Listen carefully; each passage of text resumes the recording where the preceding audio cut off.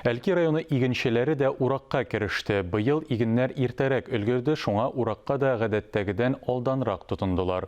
Бөртекнең дымлылыгы комбайнчыларга кырларга чыгарга мөмкинлек бирә. Юго-Восточная Алькеева хуҗалыгының сөрүлек җирләре 14 000 гектардан артык. Бу мәйданнарда көзге һәм язгы культуралар, шулай ук көнбагыш, күп еллык үләннәр чәчелгән. Аграрийлар уңыш мул булмас диләр. Шулай да хәзер ашлыкны барлык технологияләрне үтәп югалтуларсыз җыеп алуның мөһимлеген яхшы аңлыйлар. Быелгы елда уборканы иртәрәк башларга туры килде.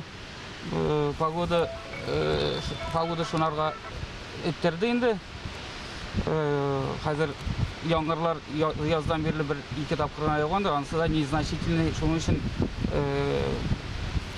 кырлар тизрәк элерде башка елларга караганда. Башка елларда 15 июльдә чыга идек уборка, менә быел 5 июльдә чыгарга туры килде.